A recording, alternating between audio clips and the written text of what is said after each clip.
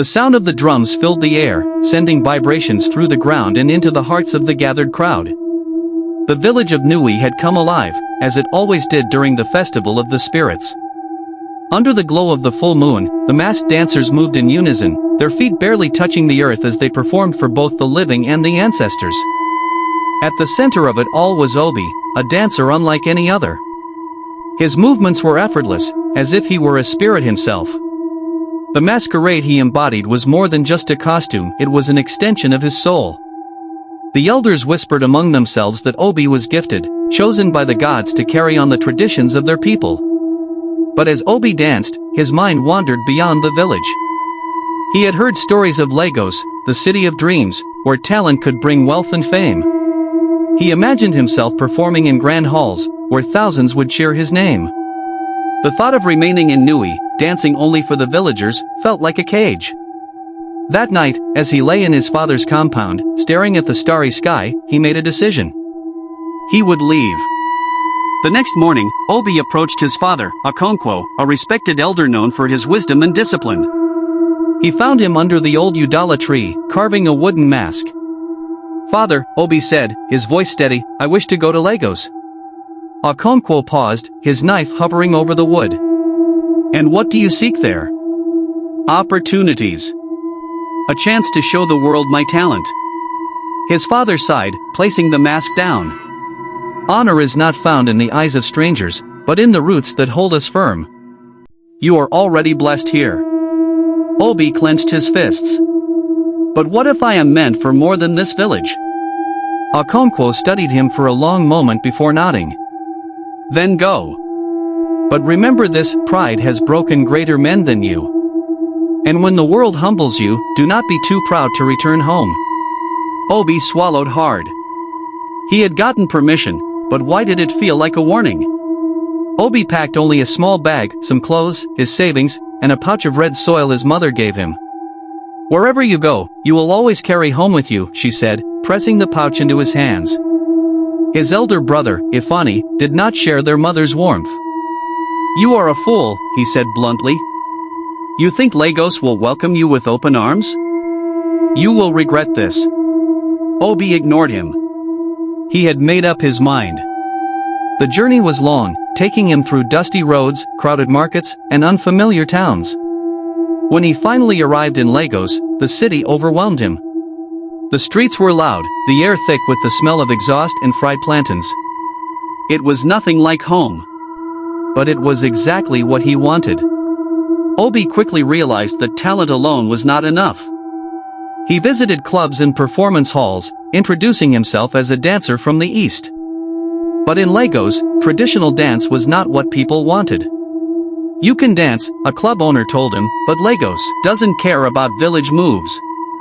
You need to give the people what they want, something modern, something exciting."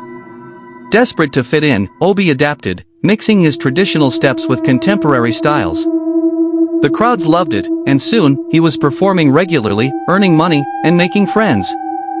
For a while, life was good. Money flowed, and with it came the temptations of Lagos. Obi spent recklessly, buying expensive clothes, throwing lavish parties, and indulging in pleasures he had never known. His new friends encouraged him. "You deserve this," they said. But Lagos was a city of illusions. The moment his money began to run out, the invitations stopped. The friends who once surrounded him disappeared. One by one, the opportunities dried up. He had abandoned his roots, and now, he was nothing. Obi found himself unable to pay rent. One night, he slept outside a closed shop, hunger gnawing at his stomach. In his desperation, he sought work anywhere he could find it. But Lagos had little mercy for the fallen. Finally, a kind old man named Baba Jide, who managed a dance hall, offered him a job, not as a performer, but as a cleaner. "You will sweep the floors where others dance," Baba Jide said. "Maybe then, you will understand." Obi swallowed his pride and accepted. Every night, as Obi swept the floors, he watched the dancers rehearse. He longed to be on stage, but he knew he had lost that chance. One evening, he caught his reflection in a mirror. He barely recognized himself, thin, tired, broken. Tears welled in his eyes. He had left home seeking greatness but had found only shame.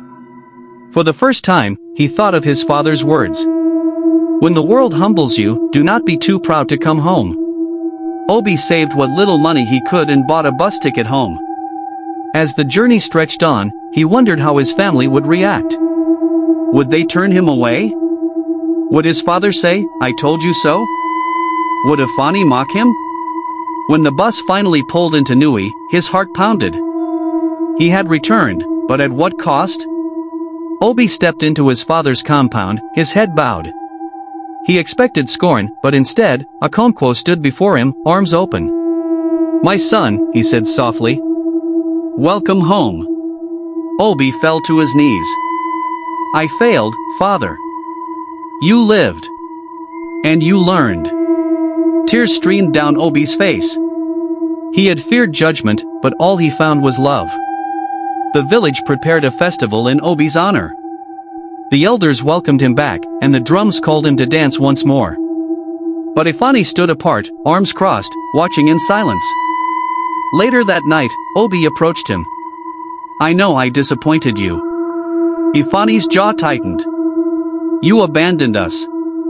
You thought you were better than home. And now you return, expecting forgiveness?" Obi sighed. "I don't expect anything. I only hope." Ifani did not answer, but he did not walk away either. Perhaps, in time, he too would heal. As the festival began, Obi donned his masquerade attire, once more. The spirits welcomed him back, and as he danced, he felt whole again. He had left as a boy seeking the world's approval. He had returned as a man who finally understood where he belonged. Obi had chased a dream and lost himself. But in losing himself, he had found something greater, his home, his people, and his true purpose. And so, under the full moon, he danced, not for fame, not for wealth, but for the spirits, the ancestors, and the land that had always been his.